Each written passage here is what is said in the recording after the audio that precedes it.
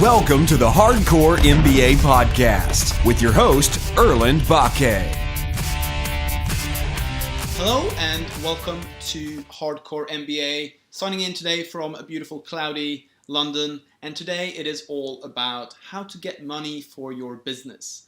So basically you can spend two things. You can spend your time or you could spend money getting things done for you or build a team that helps you build a company that you really want. My name is Erlend Bakke and I'm the best-selling author of a book called Never Work Again, which you see in the back here. Yes, some product placement going on there.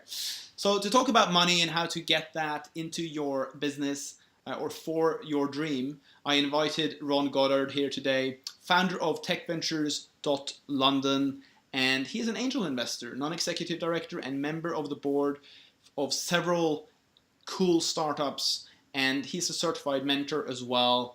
And part of the biggest accelerator startup program called MassChallenge, and a proud mentor for the Princess Trust. So today we're going to talk a little bit about you and what you've done before, and then also what you're engaged in right now, and we're going to talk about how to get capital for people's companies. Where are you signing in from today? I'm signing in from leafy Surrey, but you won't know that because my curtains are drawn behind me. But normally you'd see a series of trees in the garden. But it's raining right now. We want to get the lighting right for this. So can you tell us about your journey from what you were doing before angel investing and mentoring? What sort of led you to that path in life? Yeah, certainly. Mine's not a traditional or a typical story. I left school at 14, so no formal qualifications whatsoever. And part of that journey as a young man growing up in a very dysfunctional family without any formal qualifications, I always found it difficult to deal with what we call the institution or authority. And I think that was largely because of an underdeveloped sense of self-awareness, as you would expect in a young teenager growing up into his formative years. And it wasn't really until I tried a numerous amount of different jobs, anything from a push bike courier in London through to a postman to a roofer, that I managed to find my way into what is effectively known as now the Citizens Advice Bureau. And a failed sportsman at football and boxing, I sat down with a careers officer, and what they said to me was, look, what do you love doing? What are you good at? And let's see where we can go from there. And it just so happened at the time that there was a government-funded project called Silntech. And this project was basically saying, for those 20 females or 20 males would go on a year's program funded by the government to become effectively a personal trainer or a fitness manager. And at the end of it, if you're successful enough, the top lady and the top gentleman will secure an interview with a private brand of health clubs. So I thought, well, this sounds perfect. You know, failed sportsman, thinking about, okay, I love fitness. This is the answer to my problem. And I would say it's the first time really in the early 90s that I really applied myself, and I managed to finish top of the class. So that was something I didn't think about at the time, but on reflection, it was a great experience. The first time I really applied myself to anything. And I remember turning up to an interview in Villiers Street at Embankment Place, and here's an entrepreneur that we'll talk about a little bit later that interviewed me. I had a long ponytail, a pair of biker boots, didn't even have a shirt really that you would say is suitable for an interview. But I turned up and had this interview, and the typical questions were asked. And one of them in particular is more relevant than another, which is, well, why should I give you the job? Now, bearing in mind, this is a prestigious brand of health clubs just about to launch, and they're looking for somebody to represent their brand. And on appearances, I wasn't that person. But hey, he said, why should I give you the job of all the people that I'm interviewing? And that was a great question, and I paused for a few seconds. And then I said, okay, David, it seems to me that you're unsure about me, so why don't I do this? Why don't I work a month for nothing? And at the end of the month, if it doesn't work, then you've lost nothing. But at least that way, both of us have got something to prove. And 3 weeks into that trial, he came up to me and said, look, great, let's offer you a job, and made me full-time. Bearing in mind, I never got paid for the 4 weeks, but it was a great lesson. And what that basically taught me was he had a very simple value proposition. And this was really my first exposure into the startup community. The simple value proposition was that he identified in the city of London and the West End that there were basements and sub-basements in office blocks that were not being let. So, and they were normally being used for comms rooms or storage. And his value prop, or elevator pitch, as you might call it, was a really simple one. He basically managed to get interviews or meetings with landlords of these prestigious buildings. And he would say to the landlord, if I could increase the yield per square foot or make your premises more attractive than your competitors, would you be interested? Well, naturally, they would say yes, but how?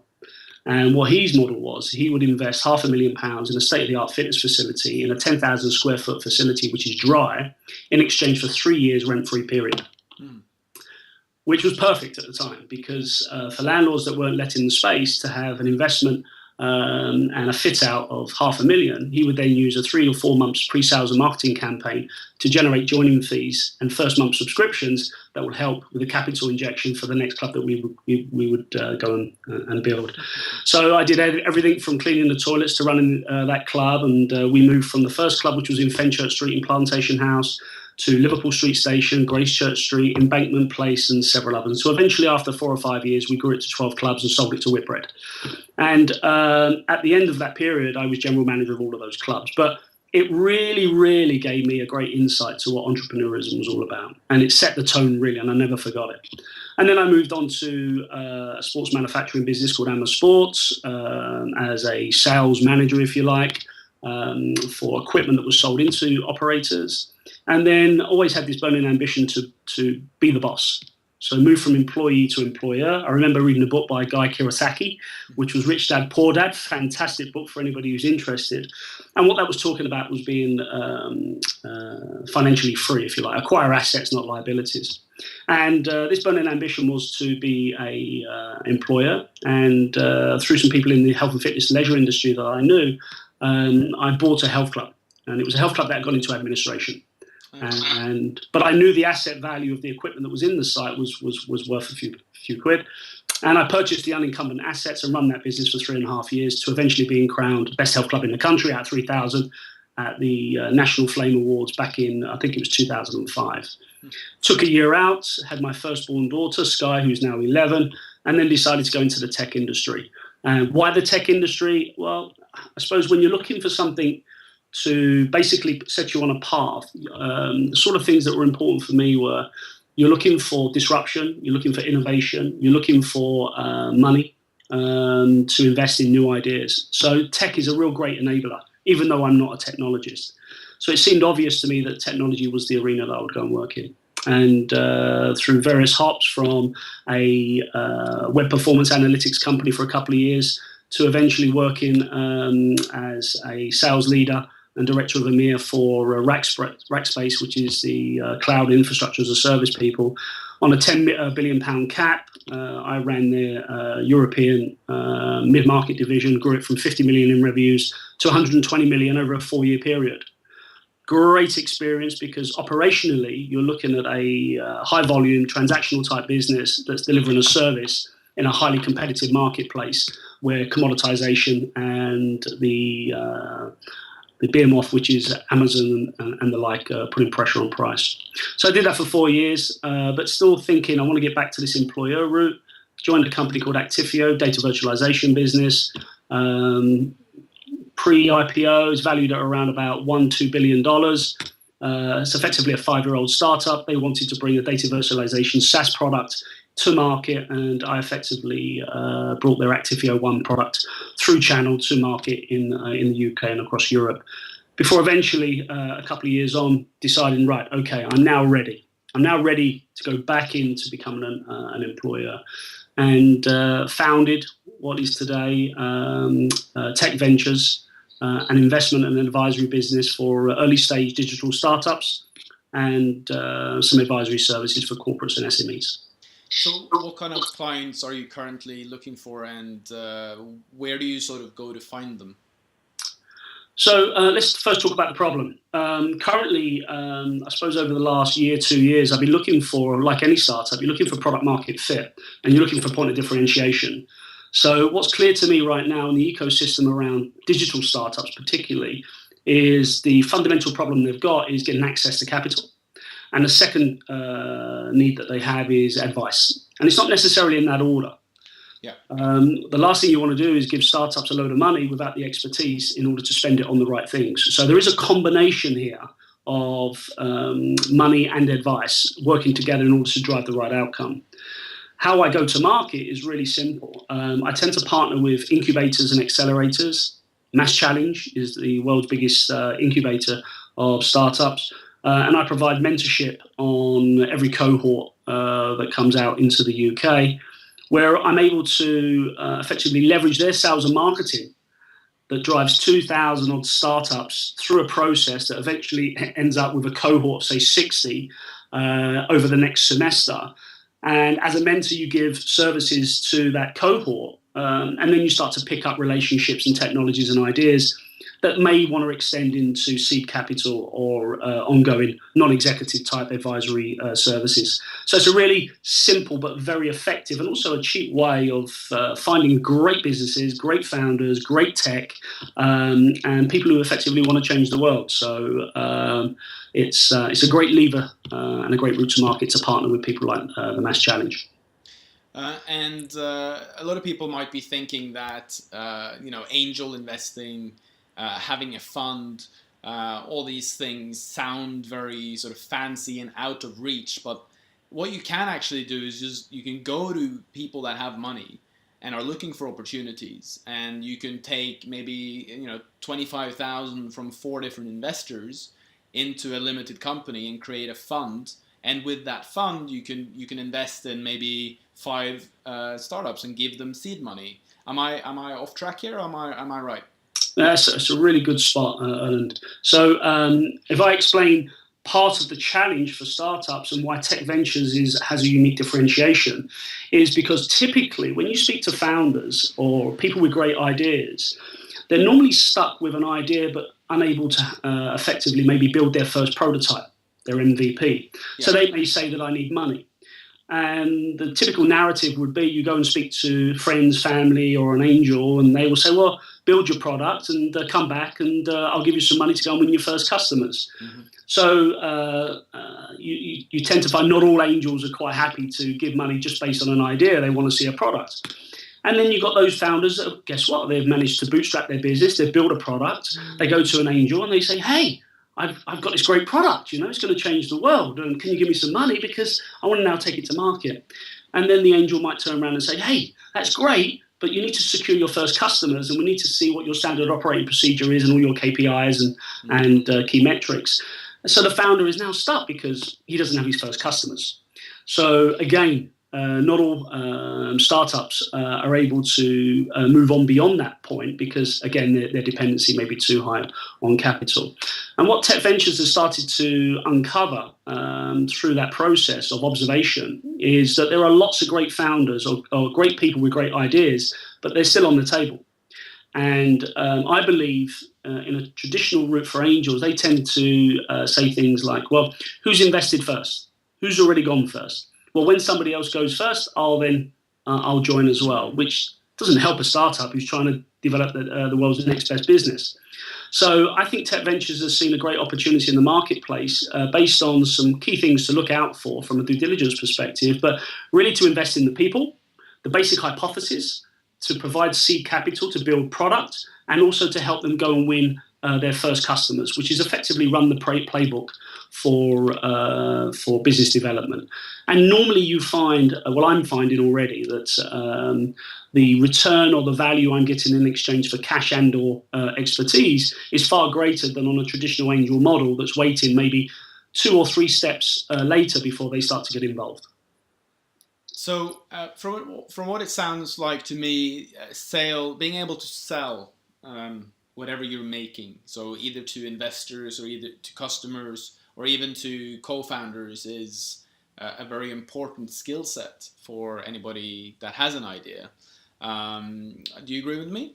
Well, yes, I do. But there's no silver bullet. This is as much sensory as it is anything else. I think if there's a genuine intent from somebody who's quite thrilled and excited by pioneers, people who are effectively breaking the mold, setting new frontiers, then you get excited by something that may never been done before. Where others, their attitude to risk may be a bit more conservative, and they'll get frightened by the whole possibility of losing money before thinking about making money. I just think that part of the reason why I've chose the path that I'm on is because I get excited by change, disruption. I get excited by stuff that's never been done before. So it's not difficult to find other people that who genuinely believe they've got something that's going to change the world or change their lives, but they may not necessarily have all the capabilities and the competencies. And traditional incubators and accelerators, whilst they do a phenomenal job, part of the challenge also is that after 4 months in exchange for some equity, not all of them, but some of them do, they cut the umbilical cord, and it's like children. If you don't have something that's independent, it's still heavily dependent, then largely lots of these businesses are going to flounder and never really achieve the potential, or even half of the potential they possibly can. So I think there's a great opportunity really for startups that have great ideas, that need people, expertise, capability, and maybe some capital as well, but not to end the relationship once the semester is over or the cohort is finished, but to effectively invest in a bit more of the long term. Okay, and if that means that the investor, the resources that you help them with are there to run the playbook because business development is a crucial element of being successful, then that's the resources and the support we should give them.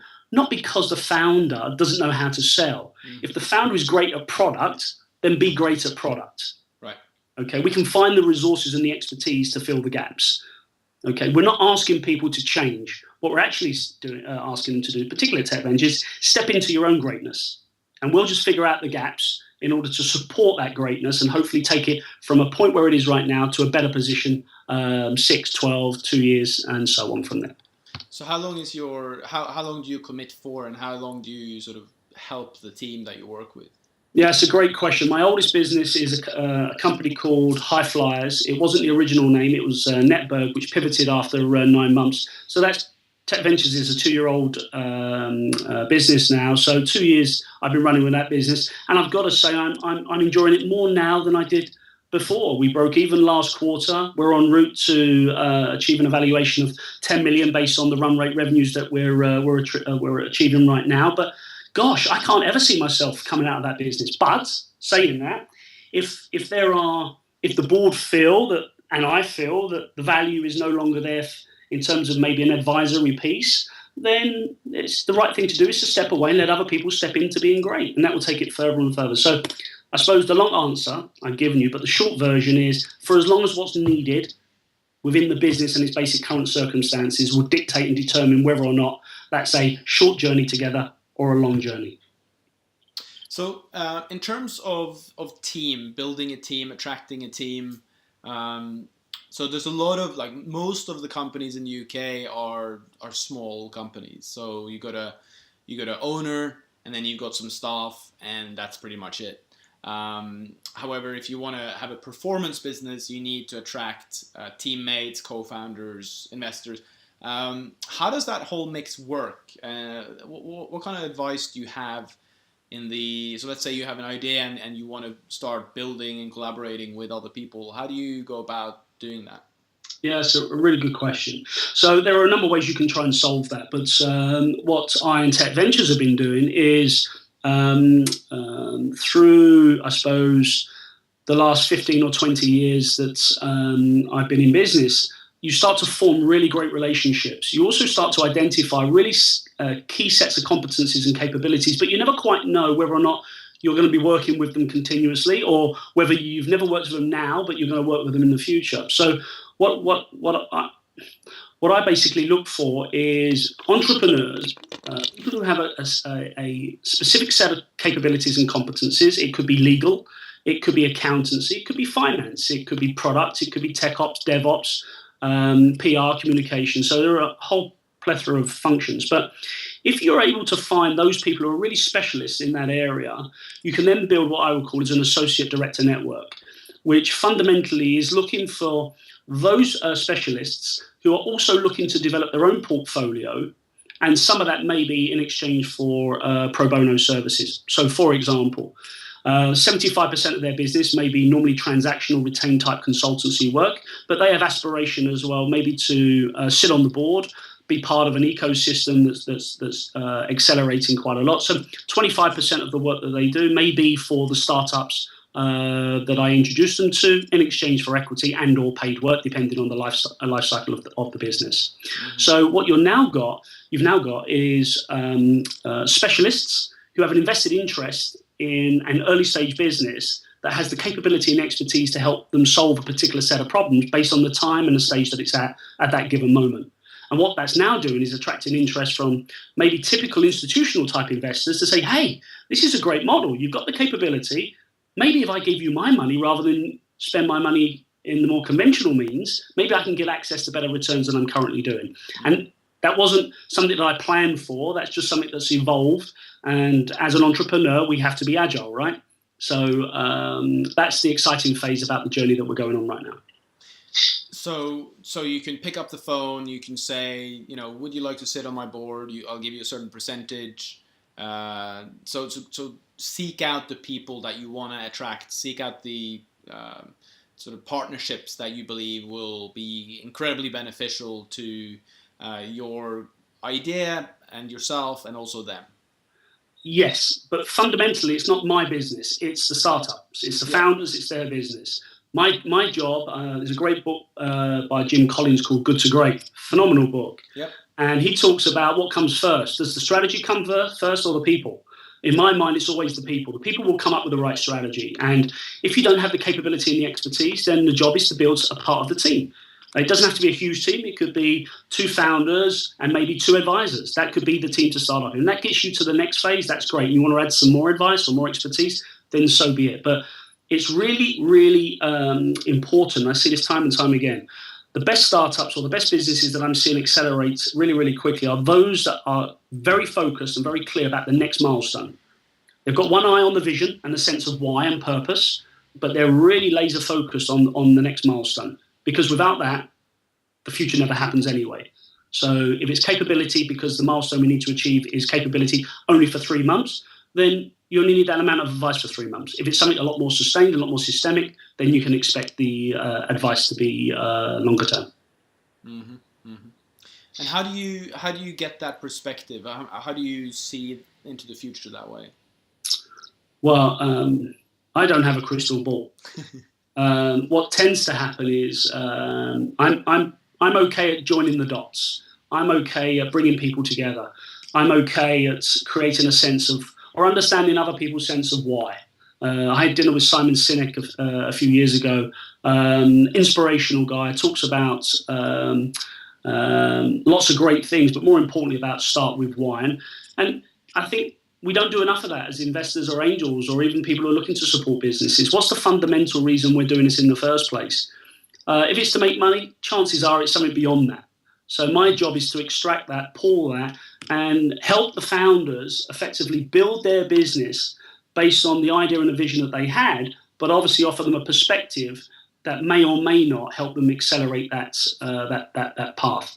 And if that means along the way that you hold a mirror up to say, hey, this is what you said versus this is what you did, then that's the job of an advisor and as I would say, an investor as well. Yeah, because I guess in the process of trying to create something, oftentimes, because of the challenges that we're faced with, sometimes we lose perspective of why we're actually doing it. And then when we reconnect to that purpose, then we are reignited with the vision for the future. Yeah, Erlend, I'll give you the best example of I've ever seen this executed in a big organization was Rackspace. What Rackspace did was they basically said, fanatical support, we're going to outservice the competition. And I love that strategy. It's just incredible. So it's their DNA. And then you start to say, how do you deliver that? How do you outservice the competition? Well, in a tactical sense, you deploy a strategy called NPS, Net Promoter Score. Your service is being measured based on every interaction via a ticket and also on the relationship. And it's for you and everybody else to see how well or bad you're doing against a service delivery-based model. Now, that's great, and it worked really, really well. So it's not very difficult. So every staff had a metric where they got judged against constantly, or? Well, from a sales perspective, it was largely revenue and margin. Right. But from a service delivery, which is a fulfillment, because really, I would argue that service is just as important as sales, because it's something that has to work hand in hand. But from Rackspace, it's known for its service. So to deliver a fanatical support mantra, you've got to buy into the ethos, and you've got to see leadership express and demonstrate what real customer service is like. And it's only when you see the words match the actions that you see the integrity. Rackspace has done a tremendous job in building that. They really, really have, at scale. Unfortunately for them right now, they're going through tough times because of the commoditization in the marketplace. So they're going through a bit of an identity crisis right now, but I wish them well.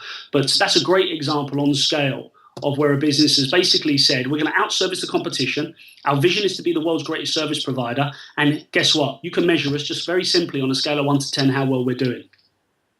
We've actually been using Rackspace for 5 years, I believe. We have a hosting service for images, and it's hosted with Rackspace. So, okay, but they do have good customer service. They do. They have to. The whole business is built on it. And the only time I've been able to speak to somebody with Amazon is when our account got hacked and they spent $25,000 of server bandwidth. Then they got on the phone and called us, wondering if there was something wrong, because we went from $1 to 25,000 in a day. And I said, yeah, that sounds a bit odd. Rackspace, great company, absolutely. Well, I think if you take if you think about open source versus something that's proprietary, OpenStack is the model or one of the strategic pillars for Rackspace, where Amazon is a lot more proprietary. And here they are trying to build, if you like, momentum. And Amazon have done a phenomenal job, amazing business, incredible business. And Rackspace have really been hit hard by the scalability of Amazon, the automation, the low cost to serve. That has held them back, so to speak, because if everything is delivered through people in a fanatical way, people are expensive. Mm-hmm. Amazon have found a way of codifying that through machines and technology to deliver maybe as good a service. And what's ironic now is that Rackspace have now changed their strategy to become effectively the managed service provider of choice, which basically is saying, I can still provide you with the world's greatest service, but I don't really care what technology it's on. I don't care if it's Rackspace or Amazon or some other platform. So Rackspace have really had to pivot away from just being one form factor to basically serve and managing and supporting no matter what the platform. And I think now you'll see that unity between Rackspace and Amazon working in collaboration as opposed to competition as they were for the last few years. So let's talk a little bit about the London tech scene. What kind of places can people go to meet angel investors, to meet maybe venture capitalists? Where do people hang out in London? That's a great question. The biggest results that I've seen for people when I ask them about how they found me or how I found them has always been through relationship. It's always been for friends and family or some form of network. Now, if you don't have a network and you're looking for a great place to start, well, go and speak to founders who have been able and successful enough to maybe raise their first seed round, because they will tell you the pitfalls. They'll also tell you where the opportunities are. And it may also be that if the angel that invested in their business may also be happy enough to invest in your business. So you've got a founder that's introducing another founder and another idea to the same investor. Immediately, I don't know about you, but I tend to buy first through relationships, particularly for an important purchase. Mm-hmm. It's investing in businesses is not a commodity, right? This is it's a value, and it's one that we've got to hold dear. But coming back to the initial question, I think it's as much down to how willing you are to get out of your office and go and leverage other people's relationships. Your business is built on influence. So think about what's the influence that I would need to go and have, and with who, in order to maybe understand more about the tech scene. So you've only got to have a desk at WeWork to be plugged into a community that's of founders and services, resources and partners that are being sold through WeWork to startups. You've only got to read, Tech City or something like that to be able to be plugged into some of the latest and greatest news that's going on. So it's as much as you want to immerse yourself, it comes with a caveat. You can be forever networking. You can be forever reading blogs. But the truth of the matter is it comes down to relationship of trust. And leverage those that have already got great relationships and great access to money and expertise. Chances are it will be a shorter or a quicker route to market than it would if you just go to every meetup but not really get anywhere or speak to anybody of note. Would you say that the investor scene in London is pretty small? Is it quite a tight-knit group? Is it like 150 people of influence kind of thing, or is it? Gosh, I'm trying to break the code on this, right? What's really interesting for me, because it's I see typically day in, day out. This is what I'm seeing with my own eyes. I'm seeing conservatism. I'm seeing lots of promise, but very little follow through. I'm seeing people talk about, there's great businesses to invest in, but I'm hearing founders saying time and time again that I've got a great idea, no product, can't raise money. I've got a great product, but no customers that can't raise money. So I almost paint a picture in my mind that the current angel or investment scene is guys walking around with briefcases and some secret recipe in the box. But actually, I'd like to feel there are people a lot more like myself and Tech Ventures, which are just basic, simple people looking for great people with great ideas and maybe help them prove or disprove a hypothesis, because that's all it is, en route to building a business. And I think we're overcomplicating it. And I speak to lots of angels and investors, and it's almost like a legalese. You've got to learn the language. And it's, if I'm honest with you, it's something I'm moving further away from, which is, I suppose, creating a point of differentiation for Tech Ventures and my business. It's not the path I want to be like a traditional investor. I never have seen myself as a traditional employee, and I don't see myself as a traditional employer, and I certainly don't see myself as a traditional investor, because my risk profile and attitude to people is different from what I'm seeing around me. So the next step isn't raising a £10 million or £50 million fund, or £100 million fund. That's not the next step for you. Well, I think first I've got to prove the model, and the model is proving quite nicely. The conversations that I'm having are where people are now looking at the model that Tech Ventures is adopting and the success and the results that we're having, even though it's very embryonic, and thinking to themselves, maybe if we give you our money and create a fund, maybe you are the next generation, the next model of VC or investors. So in terms of other incubators in London, which ones can you recommend to apply to? Like is Techstars in London, 500 startups? Which other ones are out there? Well, there are so many. I can't keep up to date with them. When I think about, it's a question of not all startups may want to go down or should go down the route of an incubator. That's for one. So again, think about what it is that you need. And what do you aim to gain from that process? One of the businesses that I'm working with went through a very poor experience with an incubator, where it was sold the dream, and at the end of it, if they followed through the process, 80% of the startups that went through the program would have access to the investment that they needed, and that wasn't the case. In fact, I would say it held that business back by at least 3 months, maybe even longer. So there are market tech business builders like the Sandpit. A guy called Simon Campbell does a great job taking slightly more mature startups that may have stalled, and he brings them under his wing, invests resources in exchange for equity, but a great incubator for marketing or tech marketing businesses with a reliable, repeatable process that he's run a dozen times in a particular vertical. So that's a good example.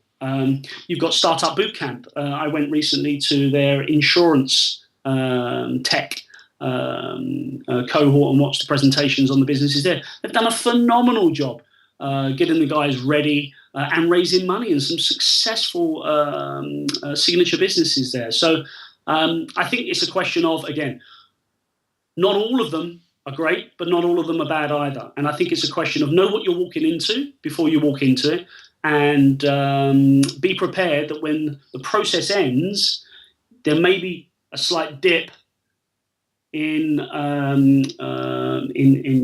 your journey or your success, purely on the basis that you're now asked to stand on your own 2 feet.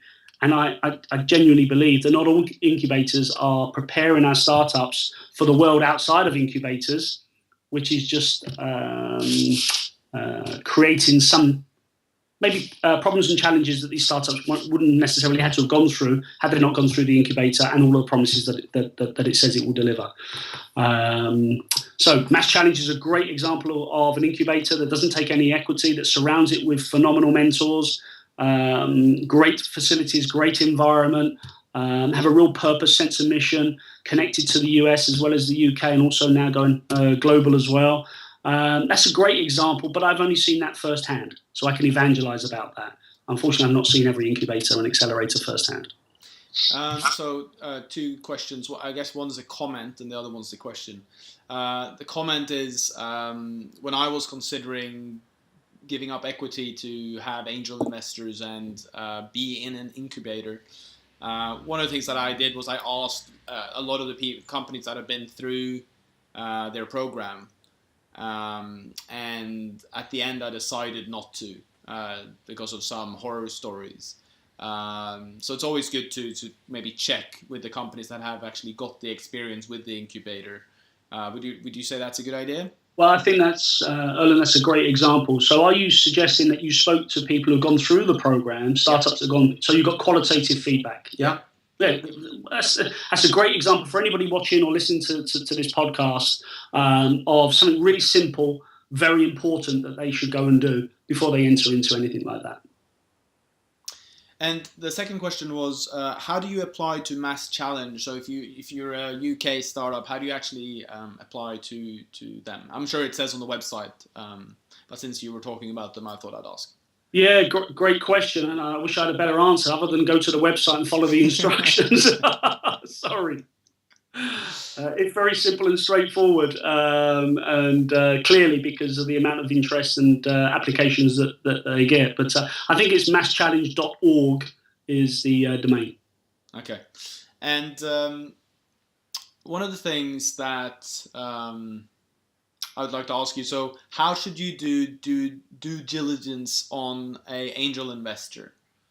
What should you look for? For exactly the same premise that you just spoke about with regards to before you go and speak to an incubator or join an incubator. A lot of this is about reputation, covenant, credibility, relationships. So for exactly the same reason, if normally if something feels right, I'm a very sensory person, so instincts are really important for me.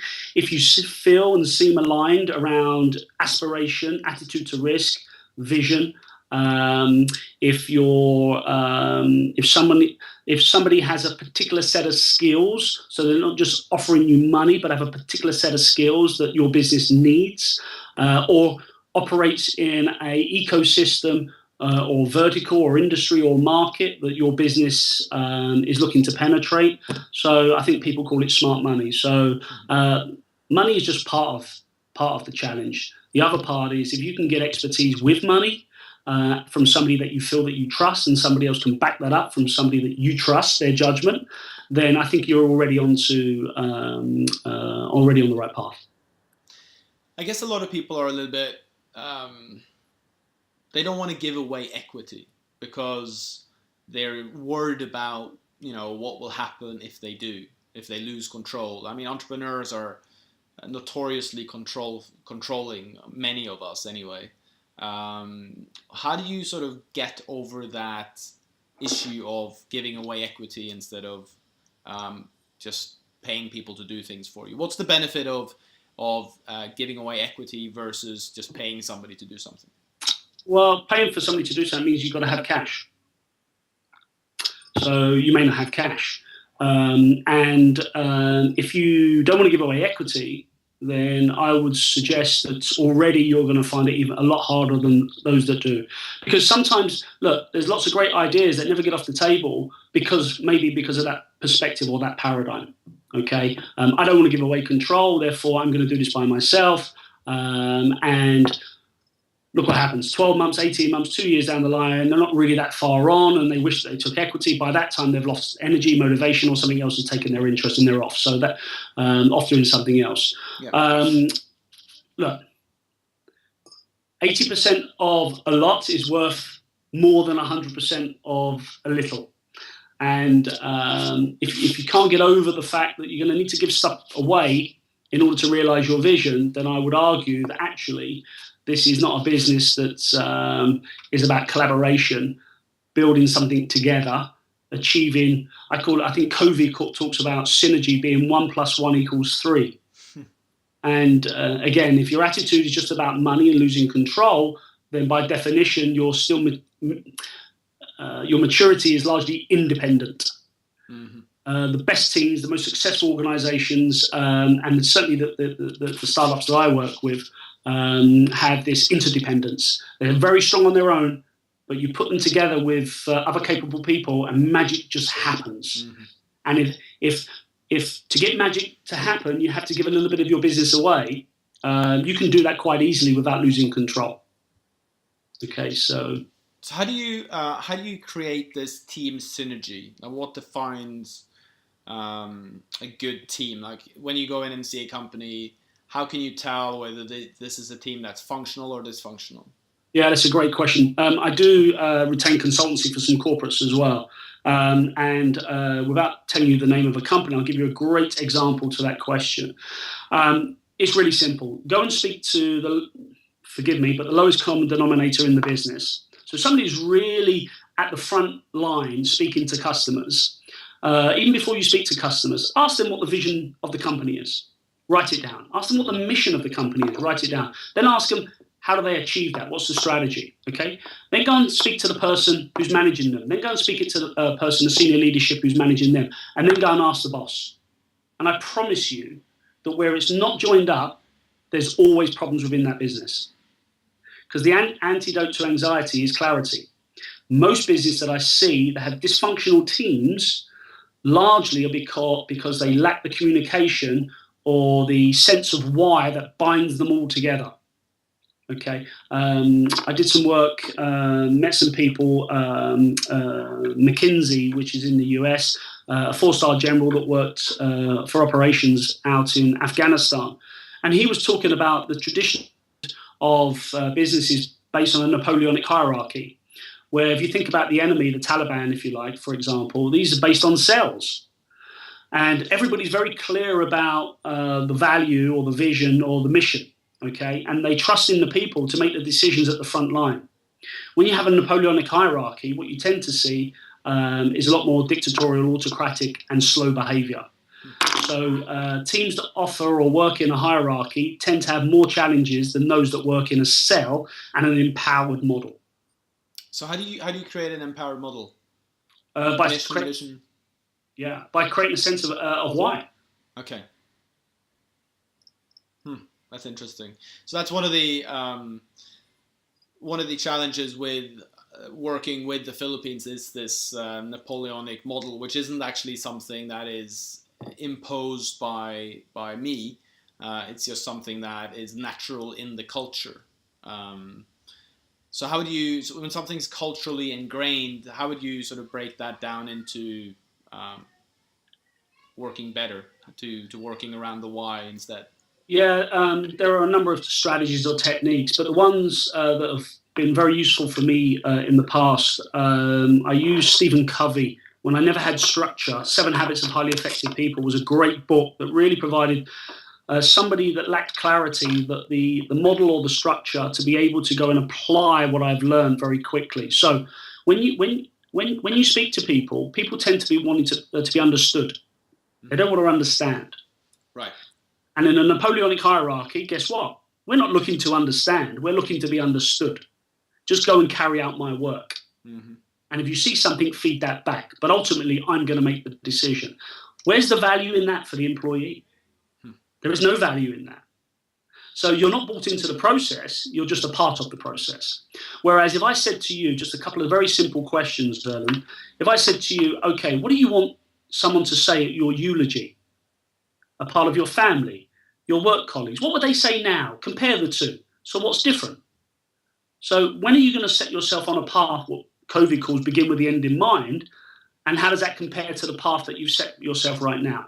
Now, if you're not conscious of the fact, and I've helped you become conscious of the fact, immediately that's a deposit in your emotional bank account with our relationship. Because I brought something to your attention off value without telling you what to do. I've just opened the door for you. Mm-hmm. That is a great basis to move and step into a deeper engagement or a deeper relationship with somebody on a genuine interest to understand them first before being understood. And we call it a paradigm shift. Okay, so how you solve it or how you build it, you have first to seek to understand before being understood. And a lot of people might be saying, "Oh, I don't have time for this kind of stuff. I've got money to make." What is the cost to a business if they don't really understand and listen to their employees? Then effectively you're buying your loyalty. Right. Until something else comes along. You've heard of Maslow's hierarchy of needs? Yes. Okay, so once the physiological piece is satisfied, then largely, if everything else is not, and somebody else can offer you the physiological plus the other bit, chances are that's where your loyalty will evaporate and you'll move quite quickly to somebody else. Right.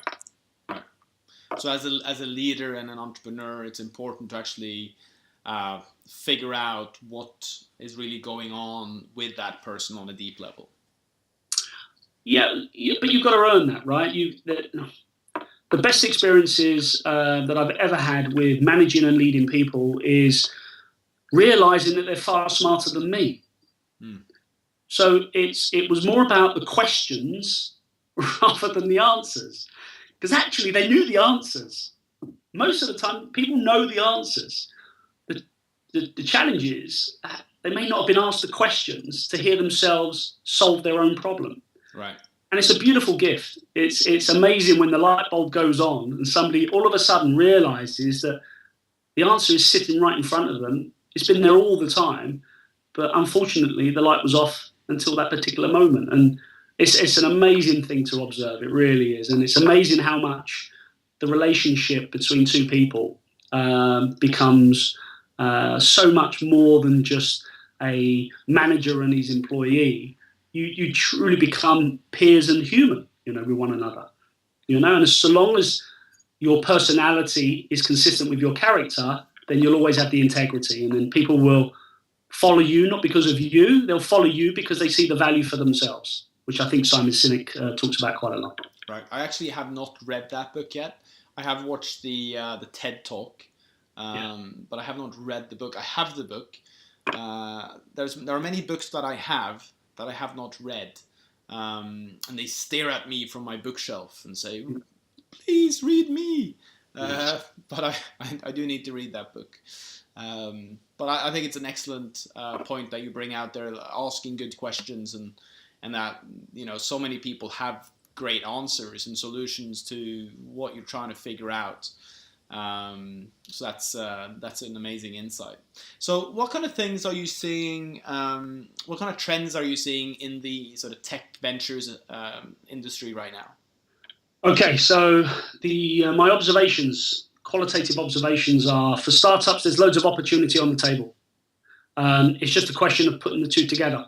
The opportunities with the ambition and maybe some of the capital. So, and typically and traditionally, I don't believe right now there are enough investors who have visibility of some of these ideas and or the appetite to take a little bit more of a risk with some of the founders, because it may not necessarily be their first business, it could be their second or their third, which is the great one.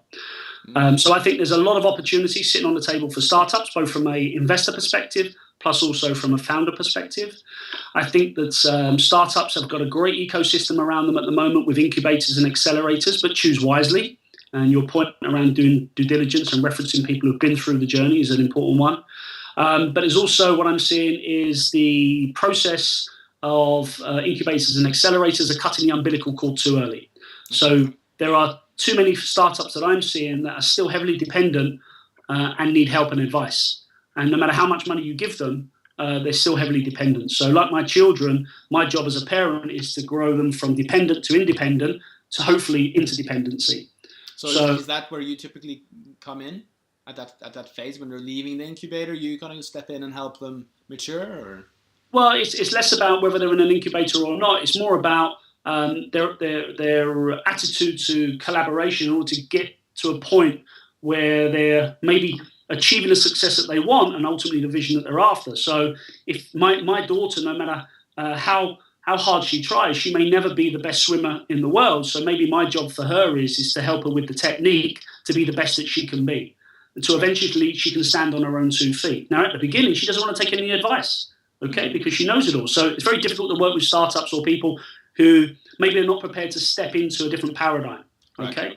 Right. But let's assume that they have, then the job is to make sure that they're strong, individually, independently strong to stand on their own 2 feet. Mm-hmm. Then I think the magic happens is when you put two independents together with the attitude to collaborate, to achieve far greater than they can on their own. My job and Tech Ventures is a business that's trying to do exactly that. Spot the startups that have the capability to be independent very, very quickly, work with them to become independently free, and then hopefully collaborate enough to build world-class businesses. That for me is the vision and the sense of why of what Tech Ventures and my business is trying to achieve. In the corporate space, with regards to what I'm seeing in the market, and I've sold both SME and enterprise, the classic things time and time again that I see over and over again, and this is almost like a renaissance, a reinvention of the same thing. I'm seeing corporates with the lack of agility, and that's mental agility as well as practical agility. They're becoming too complex, too bloated. Leadership are too slow to make decisions.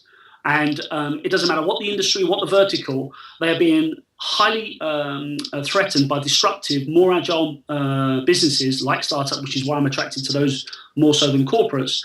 And they're not focused on the next business model within their enterprise. They're too focused in the operations of their current business model. I'm a big advocate for having two CEOs in a business. The CEO is the day-to-day operator, maybe looking 6-12 months ahead, but also the CEO, which is the Chief Entrepreneur Officer, which is what's the next business model we need to evolve to 12, 24 months down the line. Mm-hmm. Both equal stature, but both focused on two completely different things. And when I hear resistance in the marketplace, people telling me that, hey, you can't have two CEOs. Okay, well, yes, you can. It's just a question of attitude and perspective. Those that do or heavily invest in validated learning by testing, building, trying, learning, tend to evolve and be more adaptive. So I think corporates are either hamstrung by their leadership and their attitude to risk, or their current standard operating procedure being too bloated, too complex, that's going to take them too long to navigate and solve. And if they haven't got a sense of purpose, mission and why, then their employees will never be bought in to that change anyway. So effectively, they're on borrowed time. But isn't this a reflection of, again, the people in the organization want things to just stay the same, and they want to keep the rhythm, they want to stay in the same place, they want certainty? Isn't it a reflection of the people in the business, that it's maybe a fear-driven business? I mean, it's difficult to cannibalize your own industry, right? Like your own revenue. Well, if you think about blockbusters and Netflix. Yeah. Okay. So cannibalize your own revenue, but if you're not on the path to the new business model that the market is looking for or needs, then you're going to lose anyway. So look, it's a lot easier to transform and achieve things when people understand what it is they're trying to solve for. Now, if they understand it and then they believe and buy into it, that's an amazing force. That really, really is. I look at Richard Branson and the whole ethos around entrepreneurism, giving people a chance and building a culture. And look, I've never worked in that organization, but from the outside looking in, there's a sense of purpose, mission, okay, behind that brand. And it's largely dictated by the man himself. You know, it's the man himself. His behaviors are great examples of what he's looking for from his employees. And that's a great example to hold up. There are too many leaders and businesses that say one thing, do another, and it's not long before the employee calls out the lack of integrity, and then they vote with their feet. It's just a matter of time. This process of big companies kind of failing because a new technology comes, isn't that something we've been seeing for centuries? Is that a new trend, or is that something that just always will be around? It will always be around. It's part of evolution in humans, right? We're pioneers. We're explorers. We are not happy with the status quo. Granted, the diffusion of innovation talks about maybe the first movers are 10 or 15%. Then 10 or 15% of your business is going to revolve in the next 12 months, and maybe 60% in the next 2 or 3 years. And if you're not on that, if you're not focused or looking at that, because of your capability or because you're just ignorant to the fact and don't want to look at it, then chances are that someone's just going to overtake you and evolve. So it's a continuous reinvention, continuously. That's why I'm so excited by startups, because there's none of this prejudice. There's none of this standard operating procedure. There is agility. There is fast decisions. There is just anything's possible. Anything's possible. When I sit in corporates, they're full of fear, paralyzed by it. And by the time they act, it's already 12, 18 months too late. And so by definition, it'll evolve. I think we all have, been in contact with large companies and we don't enjoy it. But then we've spoken to a new business that's, really wants this new thing to happen, and they're so inspired when you speak to them. And of course, you'll probably buy from the more inspiring company. That's just how it goes. So in terms of these websites where you can get funding like Kickstarter, Indiegogo, Crowdcube, are you seeing a trend towards more crowdfunding for startups? Is that happening in the UK? So think about the problem. The problem is I need access to capital. So where there is a promise of capital, you'll always create interest. So the likes of Seeders, Crowdcube, and the like is just basically tapping into an ecosystem where they're trying to get access to capital. So long as the value is as high as it is, people will always be interested in that. Sorry, just a second. Cool. Yeah, I'm just on the call. We need that because of the light. Sorry. Which will be weird.